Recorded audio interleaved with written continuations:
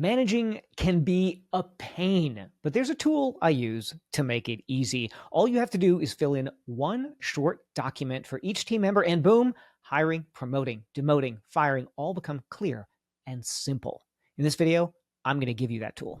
This is the first key to easy management. You need these things to really be able to take a step back and finally relax and not have the people stress. So here is the position scorecard. This is a screenshot of it. It's not the whole thing. It's actually much longer than this. Again, the downloadable template is below, so you can get that there. I will just do a quick walkthrough here. When you do get the download, it's going to ask you to copy document, and then you're going to click make a copy. And here it is. Just a quick walkthrough. Again, there's another video that I've done on this that is pretty detailed, but these are the objective criteria I've talked about. There are measurables, and then you're going to fill in the numbers that correspond to certain levels. And if it's red, their performance is not great. If it's yellow, close, not quite. Green, they're doing fine. Super green, they're doing awesome. Then you're going to put in your core values. As you can see, these are different core values from my current core values. This is from a different business, from a different time. Every business has its own core values. And then there's skills and competencies. And I'll just scroll down real quick. Again, you don't need to take screenshots. This is all downloadable. Here's a whole bunch of skills, and then ongoing responsibilities, daily tasks, weekly tasks. And again, they're getting rated on a very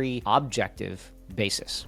Okay, so that is the position scorecard. What do we do with this scorecard? Because we're talking about management. Part of it is in the hiring process, using the scorecard in the interview and hiring process, and part of it is an ongoing thing. So as a quarterly review, you're going to go through this. You're going to first measure, where do they go? Are they yellow? Are they almost there but not quite? Do they need some coaching? Are they red? They're just not hitting it, and I'm not sure if they can. Is this a good fit? That's a discussion to be had. So you're going to go through all of these things on a quarterly basis with them, and then you're going to have a discussion about it. Then you'll also adjust it, because their measurables may change over time based on where the company is going. What won't change? The core values. Those will be the same. That's the how they're doing things, how they're approaching it. What actions do they need to take to better live up to those core values? Are there examples where they were excellent at living the core values? Are there examples where, you know what, you didn't quite play like it matters? You kind of let the ball drop there. You didn't embody teamwork or something like that. So you go through that on a quarterly basis. And this, again, it keeps it front and center, because all of your evaluations, all of the compensation discussions are around this. Now it doesn't have to be about, well, I didn't like what you did in this one instance. You're keeping the focus on the big picture, because this ties the role to the performance of the company, instead of just kind of thinking in the micro and saying, well, I did or did not like this one-time example of what you did. So the quarterly review of the scorecard ties in every single role into the bigger picture. Again, download it below. So it's the North Star. It makes everything clear, and you can also use this in regular one-on-ones. So it becomes a discussion item. Just as for me, every discussion I have with my team is about the core values. You're going to feel like you're saying it too much, but you're not. You almost can't say it too much. As the leader of the company, you're focused on the core values. And then the managers are going to focus on the scorecard. So for instance, my chief of staff is going to be in regular one-on-ones focusing on what are the projects that they're doing, how do they tie into the measurables, etc. So that's how you can use this on an everyday basis to do that as well. Okay, the next thing is the fit grader. This is a pretty cool tool. At the highest level, like I said, you are the keeper of the culture. You're the keeper of the values of the company. So you need to look at fit, because that's what you're doing. You are assembling this machine, this business machine, and in it there are roles, and those roles have people, and you need to make sure that the people fit in the role and they fit with each other. You're assembling a championship team. You have to make sure that each position has the player that is going to take the team to the championship. Football analogy, and you've got a running back, and the running back is just not cutting it, not good for that role. Now, that is a problem. You're not going to get there. So you have to look at that. So this fit grader is one of the tools that you can use as a leader to assess that. So it means that they are doing their own job, and they are helping others on the team do their job. That's what you're looking for here. So this is the team fit grader. I'm going to do a quick walkthrough here so that you can see what that looks like. On the fit grader, you are going to have these columns. So you're going to put in the name of the team member, and then you're going to rank this team member. So every team member is going to be listed in the first column. And then you will rank each team member on several factors. By team members, I also mean internal and external.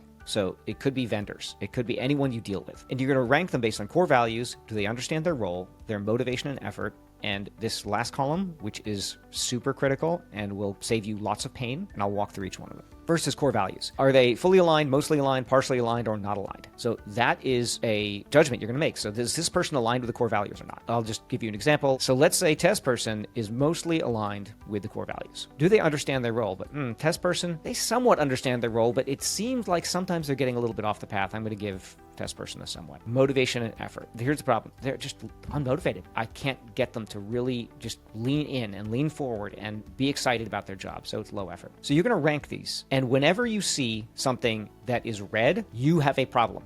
Red flag, red light, and you need to decide, is this person actually an A player to be on your team? Because someone who's low motivation, low effort, it's really motivation, as I talk about in my hiring training, motivation is really, really hard to train for. You just kind of have it or you don't. If that's a red, that's a problem. But what if the person's a medium motivation? Well, maybe they can be motivated with talking them through what the meaning of their job is, etc. But if they don't understand their role, they literally don't understand their role, well, that's a red flag too. That person probably shouldn't be on the team. Or you have a really crummy system of making them understand their job because you haven't done the scorecard. Let's say, for instance, this person is not aligned with the core values. They are consistently breaching the core values. You probably need to get rid of them. This is just color coding things and making it easier. And so, maybe you got greens across the board. All right, test person is awesome. And then they come to this last column. Here you have multiplier, adder, subtractor, and divider. This is one of my best developments in people management in 30 years. It is a shortcut. You may have heard the story where I almost had my company hijacked by someone who tried to incite essentially a mutiny in the company, and she tried to take over my company. This is because I hadn't realized that she's what we call a divider. Every team member can be put into these categories. They are multiplier, adder, subtractor, and divider. Let's start with the easy ones, adders and subtractors. An adder is a person who does their job. Now, everything you need is in my 7 systems that I use to manage my team effectively, and I talk about that on my video right here.